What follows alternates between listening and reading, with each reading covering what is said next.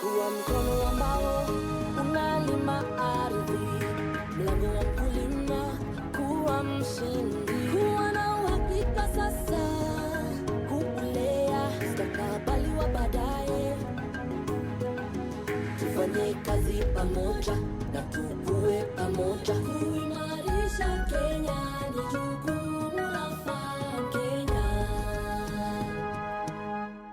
Well, hello there. This is Farm Kenya show right here on KTN.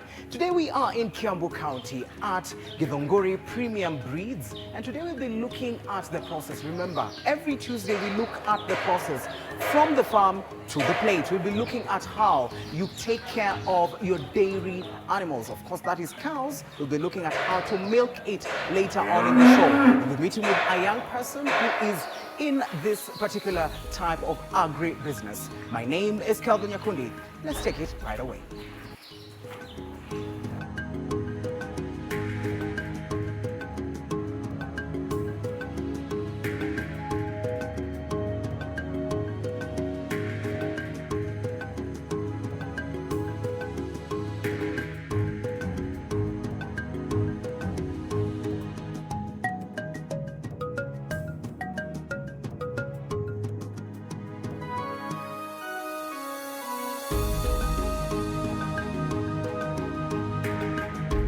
All right, so thank you so much for joining us. Yes.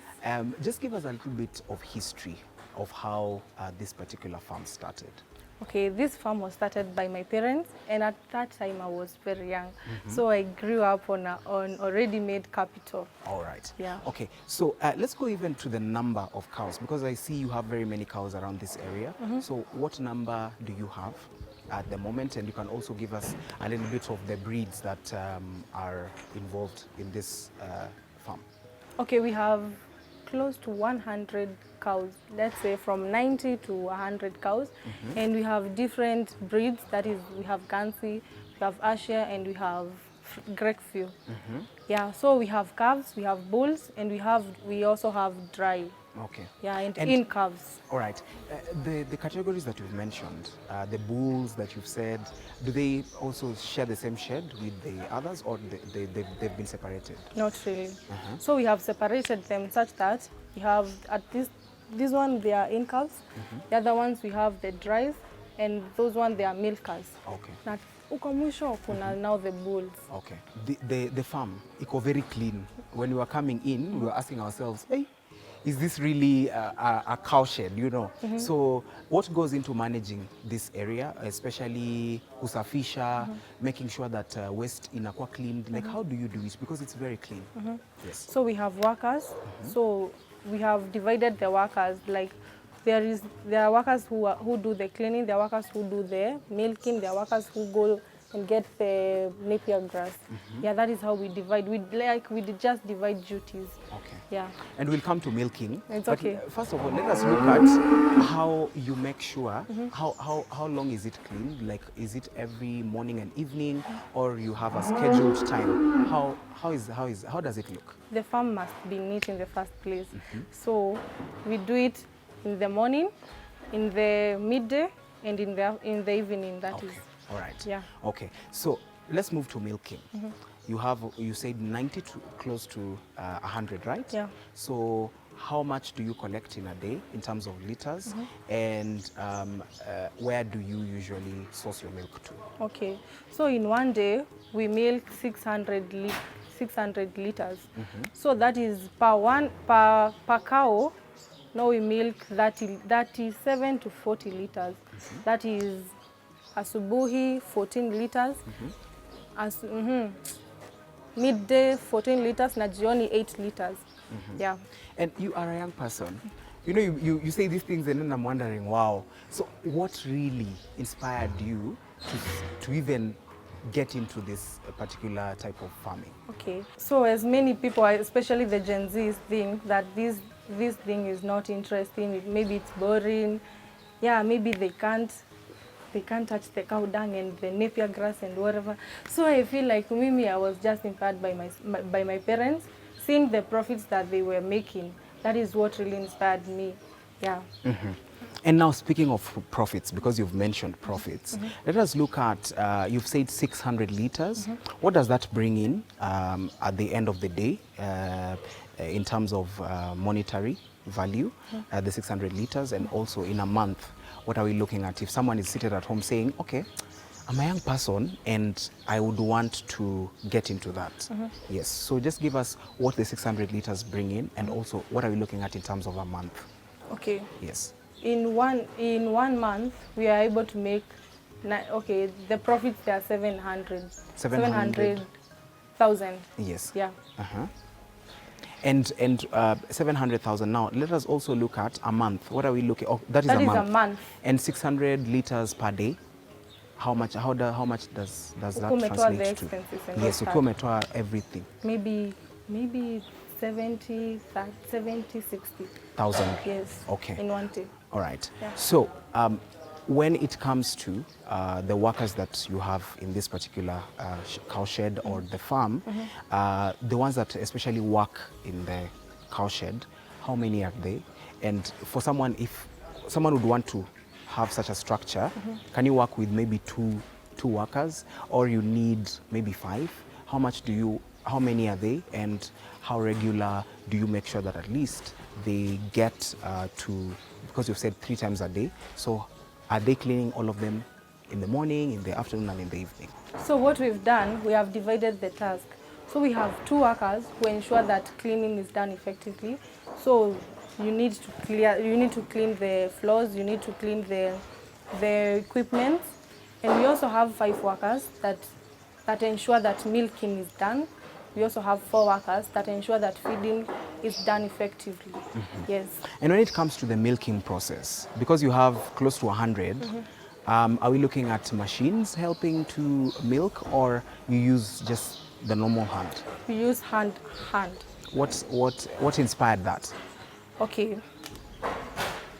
At times, machines, they don't clear the milk, so the milk ina clog kwa ada. So when ukitumia mkono, you clear the milk, so haitakuwa na magonjwa kama mastitis. Yeah. Have you ever used the machines? Yeah, we once used that, and then we discovered this is not working for us, and yes, we needed to change that. Yes. All right, and let us look at in a year. Of course, we have 12 months, and there are different seasons of the year. The 600 liters that you collect per day, is there a day that maybe you will get less than 600, or there are times that you get more than 600? And just give us a breakdown of that. What happens? We cannot approximate that because, as I said, they are in curves. So there are times that ng'ombe atazaa. So unaona the production will be high. Kuna saa zingine dry utazipea mbegu. So you can't really approximate that. Yes. All right, so it depends with the time that you gave them the mbegu that you've said. Yes. And also, all right. Okay, so let's move on and look at the feeds that you use in this particular farm. So what feeds do you use, and how much of feed does this number of cows consume in a day? Yes. Okay. We have different categories of feedings. So we have fodders, we have concentrate, and we have mineral salts. For the fodders, each cow is supposed to consume 35 kgs in one day, and concentrate is supposed to consume 8 kgs. The the mineral salts supposed to consume 300 grams. That is close to, not even close, that is 3 tablespoons. Yeah. So, because we have, over the years, feeds have always gone high. The price of feeds is not really very cheap. So when you want to maybe substitute the feeds, what do you usually substitute the feeds with? The ones that you had mentioned. Napier grass and haze. Yeah. All right. And now you mentioned fodder and also concentrates. Break this down for us, at least, so that at least we can understand what you're talking about. Fodders are, okay, example of a fodder is napier grass and haze. Yeah. Concentrates are maize germ, dairy meal, those the one that you buy. Yeah. And for the ones that you buy, the concentrates, when it comes to trying to make to get the ones that are good, with good nutrients, because many of these are usually filled with chemicals and everything else. So what do you go for in terms of the concentrates that you use? Is there a specific one that you use, or you just go to the shop and say, okay, Give me one concentrate. give me one concentrate? Yeah, so just give us a perspective of that. So we normally use bran, maize germ, and dairy milk. Yeah. What is it that is included in that that is making you go for that and not any other? The reason as to why I go for them, it is because they boost the production levels of the milk. Yeah. All right. You've spoken about the production levels. The milk that you usually get from the cows, where do you source them? What are your markets? And where do you usually make sure that this milk goes? Or is it the neighbors around? Not really. Yes. So we sell our milk at Fresher Company. That is where we source our milk. Yeah. So when it comes to the market, how easy was it to go to the market and get, getting a client in the market to get your milk is not really easy. So if you have any idea, because you said that your parents are the ones who you got into this, but how was it getting to the market for you now to say, okay, we are going to Fresher? Fresher is a company by itself. So what they do, they get the supplies from us farmers. No, we deliver the supplies to them to market. No, to market the milk. Yeah. So how was it getting to them? Did you source others, or it was just? It was just me. Okay. Yeah. All right. So why do you have the 3 types of breeds that you had mentioned earlier in the farm? Okay, the reason as to why I chose the 3 breeds, it is because they boost the levels of production. That is the milk production. Yeah. And the milk production, what is, so the way you said they boost the milk production, what is it that goes in the milk production? Like, is it the viscosity of the milk? Or is it, what is it? Because you're mixing the milk, right? So what value does it bring to the milk by mixing? The milk has to be heavy. Yeah. All right. Okay. Because some of the breeds, they don't produce the same amount. Yeah, when they are alone. Yeah. All right. So let's move to and look at the napier grass that you have spoken about. Where do you source your napier grass? And do you have a quality of napier grass that you usually go for? And would you maybe at any time want to go for hay? Yes. Okay. Where we get our napier grass from, we have farms. We have farms where we have grown our napier grass. Now we just go and harvest. For the hays, we buy the hays. Yeah. All right. Okay. And also let's look at milk production in this area of yours. Would you say it's something that a farmer would get into and get good profit from? If you're there and you're a young person and you're wondering utaanzia wapi, just start with what you have passion with what you're doing, and of course you'll see the fruits of what you're doing. You need to have passion, it have to come within yourself. Ni lazima upende kitu yenye unafanya, and you'll see that what you will be doing, it will be profitable to you. Yes. All right, thank you so much for giving us your insights on what dairy farming looks like. All right, we're going to go for a short break, but don't go too far. We'll be back with the farm manager to give us what goes into dairy farming and how this particular farm takes care of its cows. Kuwa mkono ambao unalima ardhi, mlango wa kulima, kuwa mshindi, kuwa na uhakika sasa, kuulea mustakabali wa baadaye. Tufanye kazi pamoja na tukue pamoja, kuimarisha Kenya ni jukumu la Farm Kenya.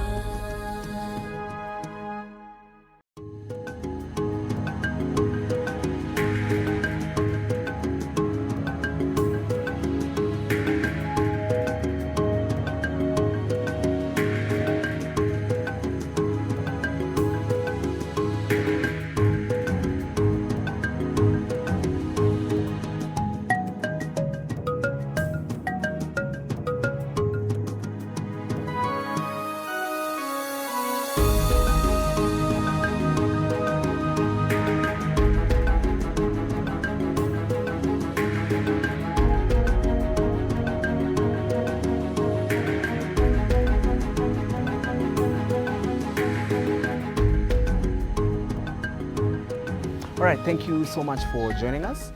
So give us a perspective of how the structure was decided and why this structure and not any other structure.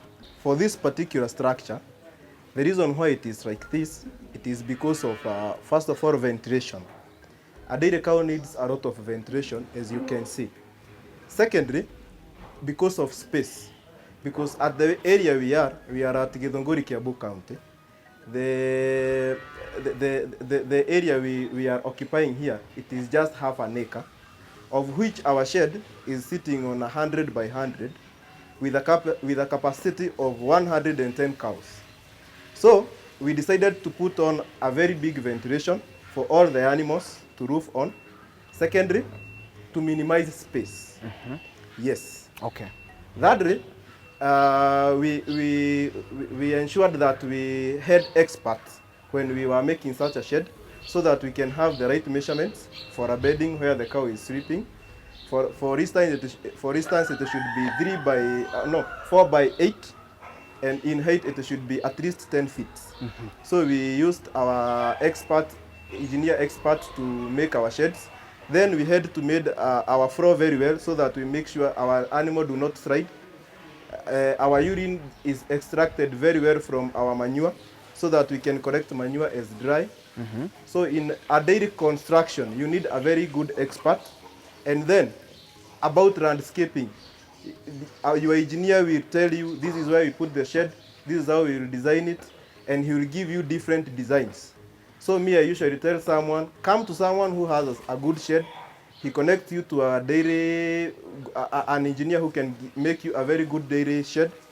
Then from there you can come, we show you on how to get good breeds and move on as a farmer. All right. Yes. Thank you for giving us those insights. And when you look at the material that has been used, of course, there is a reason behind the material that has been used. Yes. When you look at the iron sheets, there's ventilation as well. And the iron sheets, they are in, some are translucent, Yes. some are opaque. Yes. So what has gone behind that? For for this certain shed, we have roofed the whole shed. Well, the reason why we have put translucent roofs, it is because our animals still need sunshine and they still need warmth. That's why we have put a lot of translucent iron sheets. Secondly, it is because of the climate of where we are.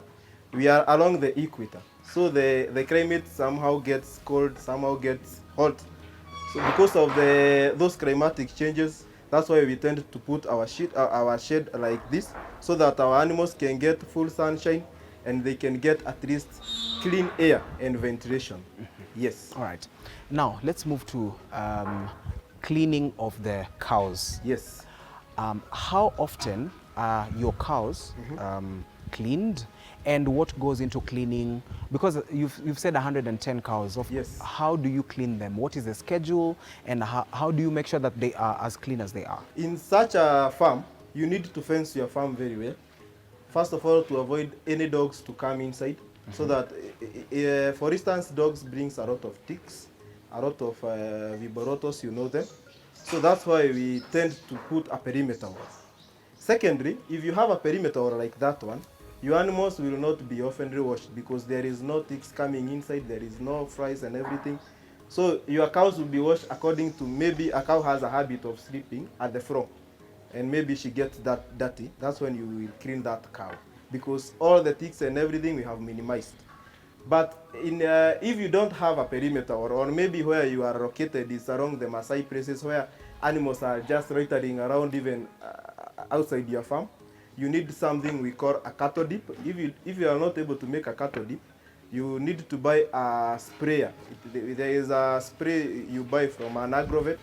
You spray your cows maybe once a Saturday or maybe once in a Sunday per week.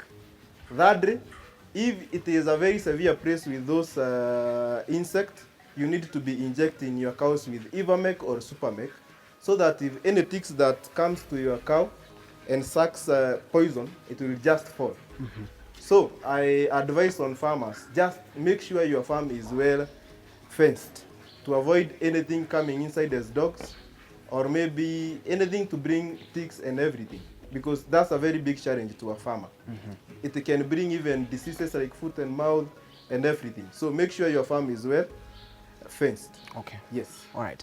And of course, we are talking about, you've spoken about the ticks, and let us just go to the diseases. When it comes to the diseases, and if you've encountered diseases in this particular cow shed, Yes. how did you take care of them? Yes. And often, what diseases are associated with dairy, dairy type of farming in any farm that is there? First of all, we have in dairy farming, as well as we have many advantages, we have one disadvantage called these diseases like mastitis. You can get foot and mouth. Those are most commonly seen in dairy farming, and they are the biggest challenges. Let me start with mastitis. Mastitis is brought by hygiene. If you're a milker, the person who milks your cow, does not milk to the last drop of the milk, that milk that is left in the udder will cause something that is called mastitis. Because once you left some milk, it will ferment. After fermenting, it will create a bacteria called mastitis. And your cow will be suffering from mastitis. So just imagine you have 10 cows suffering from mastitis, and each is treated with 2,500 per day. You will be costed, the whole of your milk will be going to the diseases. So you have to maintain hygiene. And hygiene, I mean you have to wash the udder very well from the back to the front, the whole udder. Secondly, make sure you milk to the last drop. That is how you will avoid mastitis. Thirdly, make sure your cow is not sleeping on a cow's mattress. I usually tell farmers, a cow mattress is good, but it has very many disadvantages, such as it makes a cow get mastitis. Once a cow sleeps on a mattress, if a cow urinates on a mattress, it does not absorb, so it remains wet. So if a cow comes instantly with, and a cow is a high yielder and sleeps on that mattress, it will absorb the bacteria from the teats, because they are open, of course. If they press the udder and one droplet come out, of course it will mix with the urine and everything, and your cow will get mastitis. Secondly, a cow mattress has another disadvantage we call pneumonia, because it does not have any heat. It takes a lot of time for that cow to create heat, and for that cow to become comfortable, and for that cow now to start chewing cud and to make milk. So your cow will be having a lot of difficulties on production because of that cow mattress, and you have already fed your cow very well. About the diseases that are on the dairy farming, it is a disease that is major called foot and mouth. That disease comes with seasons. Like mainly when we are in August season here in Githunguri, we tend to have we tend to have that foot and mouth. Foot and mouth is a disease that affects cows on the foot, like a hoof. I don't know how I tell it. It swells and gets pus, so that cow cannot stand on it. Secondly, on mouth, the tongue, I don't know how it's inaroboka, inatokana yote, yani unaona inakaa red. The cow cannot feed on this feed, so you need to feed that cow like a baby mpaka ipone, ianze kujisimamisha, irudi wapi, and that's a very main disease. Then that's where I tell farmers, make sure you insure your cow. Your cow can be 250,000 and your insurance just costs 13,000 per year. So hiyo ng'ombe ikipata foot and mouth, hata ikikufa, at least hata kama hautalipwa yote, hautapotea sana. You can either buy a heifer ujilele, replace ng'ombe gani. So that's why naambia farmers, be very keen on insurance. Kuja uchukulie ng'ombe yako insurance, just in case ugonjwa kama hiyo ikuje, ulikuwa na ng'ombe 20 wakufe ng'ombe 15, unaona unaweza ruhusa sana. So make sure you have that insurance cover. Okay. Those are the two main diseases that kill farmers in Githunguri. Thirdly, on insect, you asked me on ticks. It depends on the area you are located, because like here in Githunguri we don't have the free range. Ati ng'ombe wanapita pita huku wakilishiwa huko nje. So ticks wako minimized sana juu hawatembezwi. Lakini ukienda Kajiado, ukienda na huku Sotik, ukienda Kericho, ukienda Kitare, watu wanalisha ng'ombe kwa barabara. Kumaanisha hii ng'ombe kama ilikuwa na ticks ipitia hapo, maybe iangushe, ng'ombe ingine ichukue. Naona hiyo tick inaendelea tu kugenerate. So tunaambiaga mtu, it depends on the area you are, make sure kama uko kwa area iko na ticks, ng'ombe wa maziwa usimdunge dawa ya ticks, huyo unamspray ama unatengeneza tu cattle dip. It is not very much expensive. Huyo ng'ombe anaigizwa hapo once per week, zile insect zinaanguka and you continue very well. Lakini kwa heifers, kama uko na heifers wako na ticks na hawana mimba, hao unaweza inject long acting Supermec. Hiyo inakaa kwa miezi kama 2 ama 3, ng'ombe yako ikiwa tu sawa, hailiwi na ticks. Ikiwa sio hivyo, make sure umefence. Hakuna kitu inaingia kwa farm yako ati mbwa nini inaleta hizo ticks. Yes. On the types of breeds that you have, you've mixed 3 breeds. Earlier on, we were speaking, and I understand that this particular cow, the farm has 3 types of cows in the same space. Give us what that means for a dairy farmer, and why is it good to mix the 3 types that you have? It's a very good question. It is good as a dairy farmer to have mixed breeds, but there are some farmers who specify on some cows because they want to attain such a goal, maybe like butter content, maybe like good yogurt and cheese and everything. But if you are there for productivity, as we are here for sale of milk. We mix our breeds such as pedigree Frisian, Asia, and maybe Frekve breed. Why? Because Holstein breed, it is the breed that has the most milk in all the breeds that we tend to have, or the breeds that are there in the world. Holstein breed is the breed that has a lot of milk. Secondly, there is a breed called Frisian. Frisian is on average, it does not produce so much as Holstein, and it is not a raw producer. It tends to give up to 35 liters per day, 30 liters, but the milk is not such watery. And then we have a breed called Asia, or Jersey, or Frekve. Those 3 breeds are specified on butter content. If you are there, you want to make cheese, you are there, you want to make butter, you are there, you want to make thick yogurt, you should take Jersey, you should take Asia, you should take Frekve. Now on these 3 breeds, the reason we mix them is because if you have 6 Holsteins, and maybe you have like another 6 Frisians, and maybe you have 1 Asia and 1 Frekve, this 1 Asia and 1 Frekve, because their milk content is very thick, it will qualify the milk for Frisian and Holstein. So if you have 10 Holstein and maybe 5 Frisians, the milk will at least gain quality. You understand? That's why we mix the breeds. And if you sell to direct consumers, they will not complain. But if you do not mix your breeds with Asia or Jersey or Frekve, your milk will be very light. They will be complaining you are adding some water on your milk. So that's why we recommend farmers, do not just take animals that have that high yield milk. It is okay, but your milk will not have good quality. Make sure you mix with Jersey, Asia or Frekve, so that you can attain good density of butter in your milk.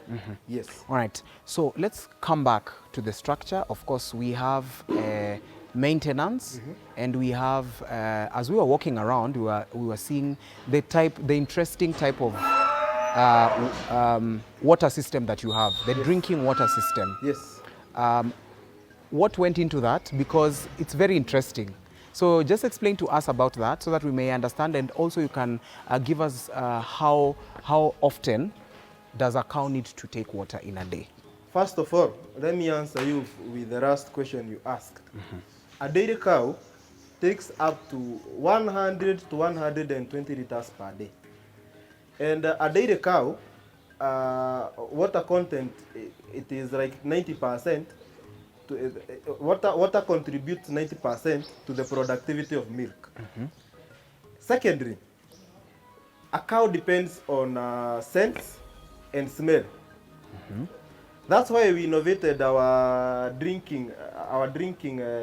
cow's drinker to make sure our water is very, very fresh, so that we can motivate our cow to take more water, up to 120 liters. But if you have a trough, and your trough, you do not change that water daily, and it is being used by more than 5 cows. Cows have a lot of saliva. That saliva, if they drop that saliva on water for a whole day, of course, tomorrow morning, that water will be very stuffy. So, if a cow that is producing 40 liters needs to drink at least 80 liters, it will just drink that liters, and it is not motivated to take more because of the stuffiness. As I have told you, your cow depends on taste and smell. The water does not taste well, and the smell is not motivating. So your cow will take less water, and of course, your cow will produce less. And consider that you have just fed her very well from your pocket. It will just be in vanity, because you will not get back the returns. So the reason why we have put on the cow's drinker, it is to make sure the water is very fresh, to make sure our cow is motivated to take more water. And even when we get into feeds, if you feed your cow today and you do not make sure that trough is cleaned by in the evening, and you feed fresh again, your cow will not take more, because I have told you your cow depends on taste and smell. If the taste of the food just tastes like the food, maybe if I give you the food I cooked yesterday and maybe it is fermented, even if you are so hungry, just take a small for just surviving, and it is enough. The same case happens to a cow. Yes. So when I tell you to make sure your feeds are very fresh every day, so that your cow can take more.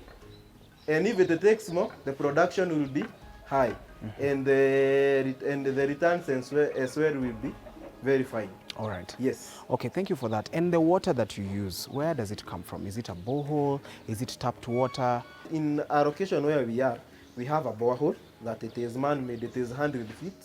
Then we have water we are depending from the county. It is not fully sufficient, because sometimes it goes off, sometimes it comes back. That's why we have a borehole. And then we have harvested at least 30,000 liters.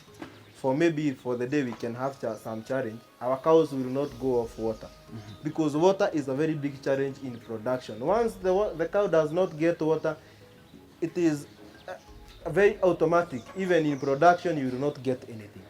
So water is a very big challenge. Make sure you have water, even if you will have to drill water, even if you have to call people to make you aware, make sure you have enough water. Yes. All right. And now I saw some speakers around. Speakers, I believe that's for music, yes, if I'm not wrong. Yes. So what goes into that? What does that mean for a farmer to have speakers? Yes. Or inside the cow shed? In here we have a music system. After milking, we will put some blues for the cows, or maybe country music, soothing music, when they are feeding, and you will notice they will be enjoying just by their tails. Their tails will just be like they will be wagging their tails. Yes, you understand, so that we can motivate our cow to take more. Then when they are sleeping like this, to help them meditate better. When a cow meditates, that cow chews cud very well, and that cow digests very well, and it will give you production, because when the cow is resting, it is the time that cow is making milk. So at that time, if you put a very soothing music for the cow, it might be better for that cow to meditate very well. But I usually tell farmers, it is not a must, but if you can, it is very much okay. Secondly, we have an advantage of that music, because in the morning hours we are actually very busy. It is the time we are cleaning the shed, feeding and everything. And in this farm, we have more than 7 workers. So when it is silent like this, you can find one worker is talking from there with the other person on the other corner. But when there is some little noise, they struggle to shout, so they concentrate on the work. So it is another advantage.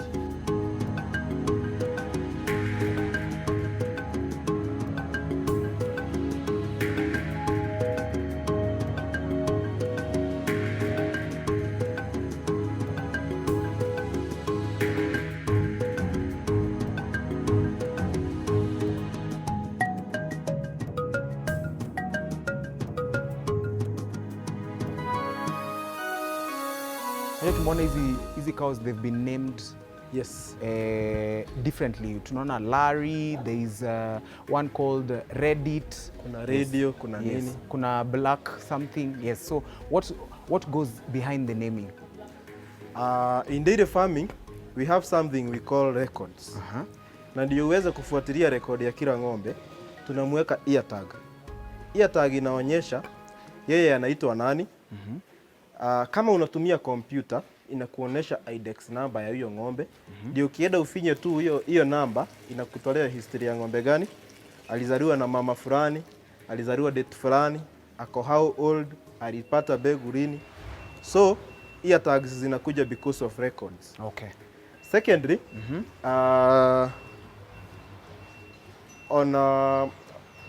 on naming them, ng'ombe by the way ni kama, nitakwambia aje, ng'ombe zinaelewa majina.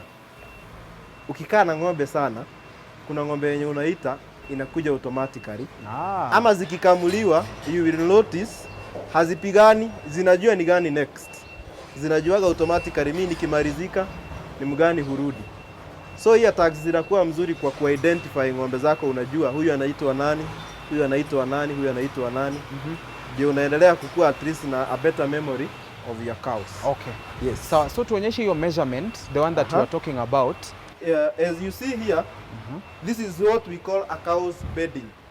Bedding ni mahali ng'ombe analala. Ng'ombe akilala hapa, tuna make sure kutoka hapa mpaka hapa it is 4 feet. Then kutoka hapa mpaka hapa it is 8 feet. Unaelewa? Kwa sababu ng'ombe mkubwa kama huyu, unaona mahali ameurinate, it is very nice ameurinate hapo. Akiwa ameingia feet 8, haezi kojoa huku ndani, anakojoa hapa nje. That's why unaona hii sawdust yetu bado it is still dry. Yes. Then inatuma huyu ng'ombe asipinduke, sasa angalie na kule, achafue wapi? Kule mbele. Secondly, kwa ng'ombe mdogo kama huyu, same case. Haezi pinduka achafue kule na haezi chafua ndani. Lakini akichafua ndani, for instance tuseme amechafua ndani kama hapa. Ndio karibu niulize that there. Utakuja tu scoop na yenye ile kitu ya kufagia ianguke hapa chini. Ikishaanguka hapa chini, ile yenye ni wet, unaitoa, una make sure iko chini. Alafu unavuruta yenye ni dry kutoka mbele, unaleta mpaka nyuma. Yani unakaa kama una recycle hivyo. Okay. And then after maybe 3 weeks ndo unapata inapungua kiasi, unaongeza. Si unaelewa? Sasa inaendaga ukibadilisha aje hivyo. Alafu even before uendelee. Yes. How does the cow know that ni hapa na si hapo? Juu nimeona zote zinasonga zinafika hapa, alafu ndio inakojoa hapa. Inajua aje? Si ng'ombe inajua. Nimekuambia ni kitu tunaita right measurement. A good cow, ng'ombe ikiwa an adult cow, nimekuambia inafaa iishi kwa cubic ya fiti 4 hivi na fiti 8 kwenda mbele. Ndio kama ng'ombe wako ni mdogo, akipitisha sana atafika hapa, si ndio? Kwa hivyo akichafua hapa, itakuwa very simple for you to scoop it down na utoe yenye ni imekauka huku mbele, urotate. Yaani hiyo ng'ombe italalia bado kitanda yenye ni imekauka. Secondly, ng'ombe zinapenda mahali pako na joto. Unaona hata pia wewe unapenda kulalia godoro, upendi kulalia floor. Yes. Kwa hivyo ng'ombe ikilalia hapa ina feel very comfortable because kuna joto iko kwa hii sawdust.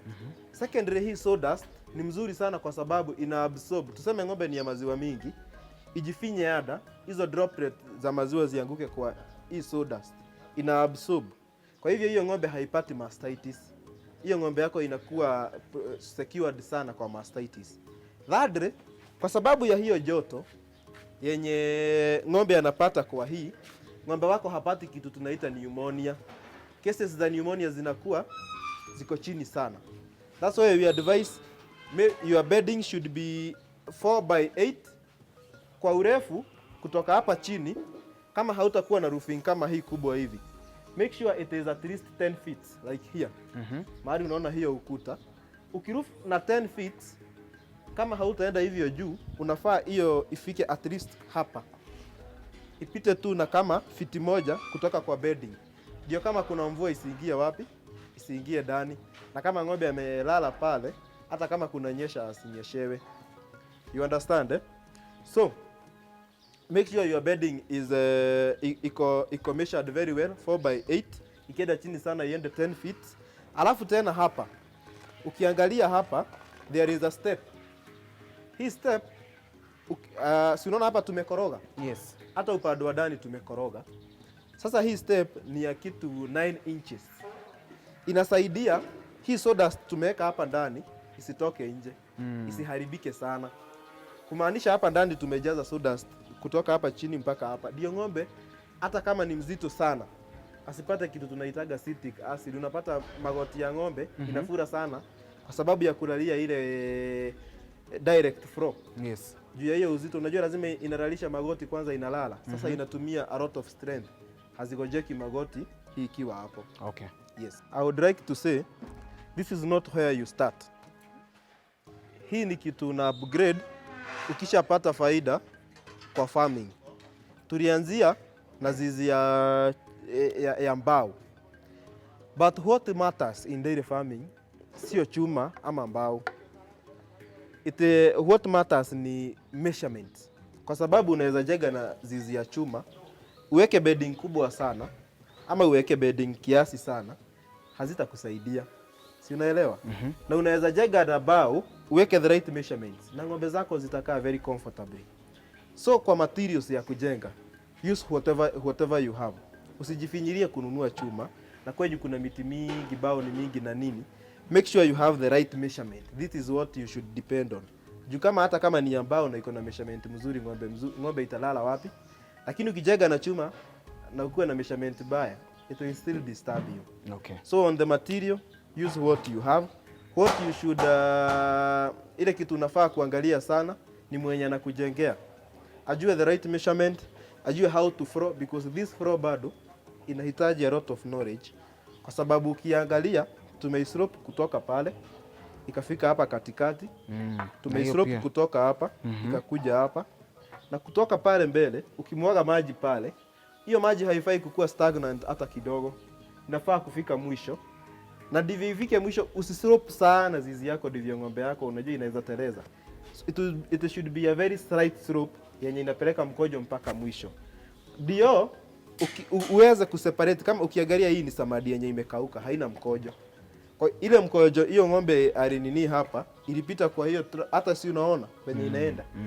Sasa ndio unawezaga kucorrect mkojo kando na bolea kando, so that unaweza kuibeba hata kwa gari na nini. Lakini ikiwa na mkojo already, it is very disturbing. Labda ukuwe na containers za kuiweka na ubebe.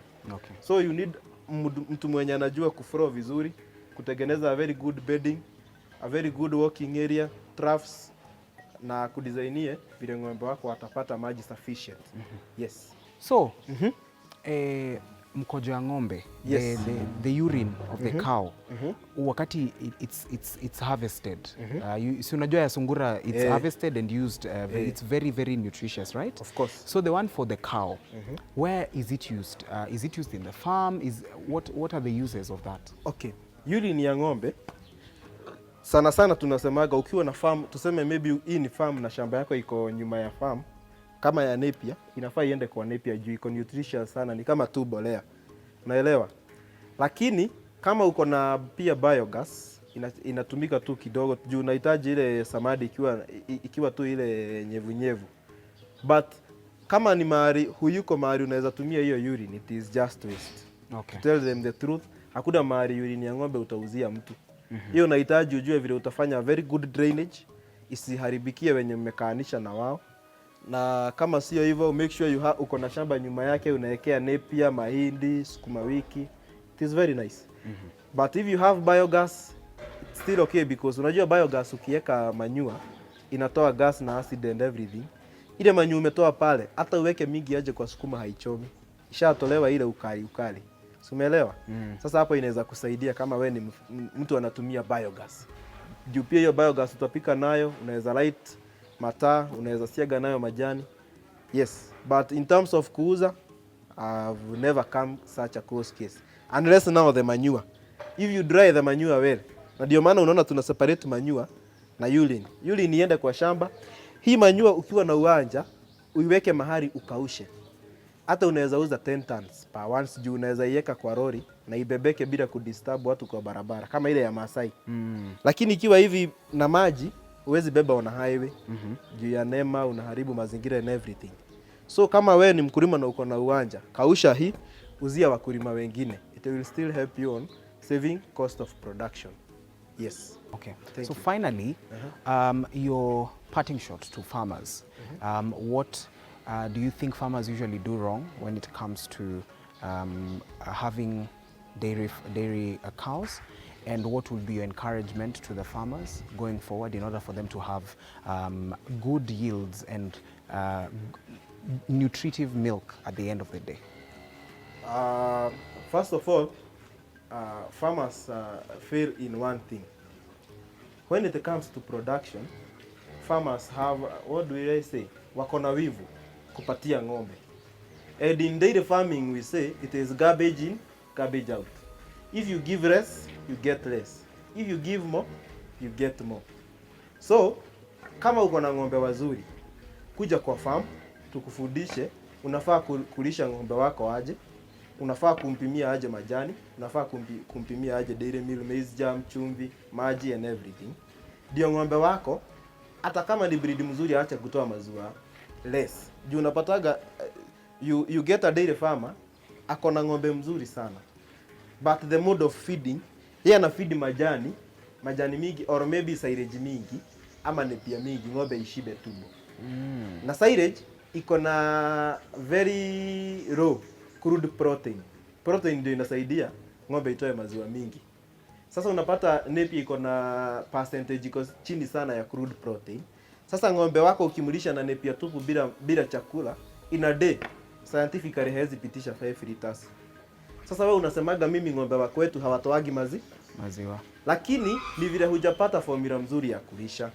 Kuja upate formula ya kukulisha ng'ombe wako, ni kuambia unafaa kupea ng'ombe wako kiwango gani ya dairy meal, ni kuambia unafaa kumpea kiwango gani ya maize germ, ni kuambia unafaa kumpatia kiwango gani ya mineral salt, maji, comfort and hygiene. Juu ng'ombe akiwa na hizo, hata mchawi akuwe na nguvu aje hawezi muweza. So make sure your cow has very good feeding program, very good hygiene and very good comfort and unlimited water. Hizo ndizo vitu ng'ombe anahitaji. Thirdly, kama uko kwa hewa joto sana ama baridi sana, at least have an air conditioner. Like kama uko Mombasa, si lazima ununue ile ya stima, you can just put on zenye tunaonaga kwa warehouses zenye hazitumii stima. Ng'ombe wako tu apate a very good breeze.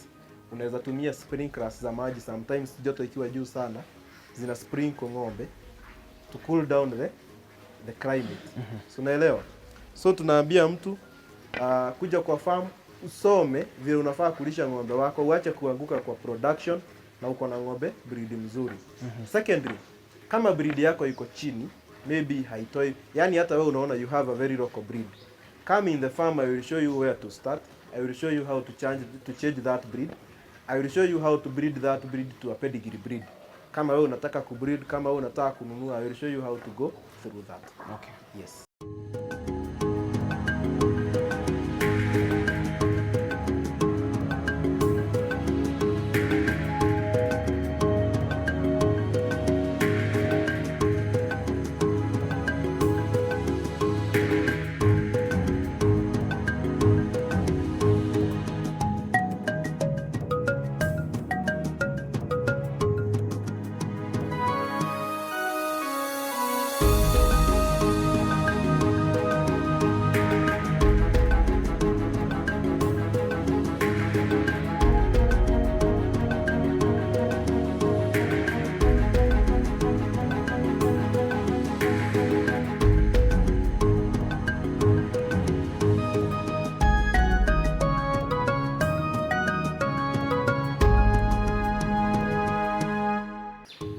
Alright, today we were learning about dairy farming. We've looked at what it takes in order for you to make sure that at least at the end of the day, you have the best value of milk.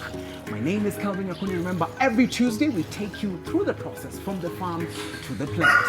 Let's meet at the same place right here on KTN Farm Kenya. Wa mkono wa kulima ardhi, mlango wa mkulima kuwa mshindi, kuwa na uhakika sasa, kuulea mustakabali wa baadaye. Tufanye kazi pamoja na tukue pamoja.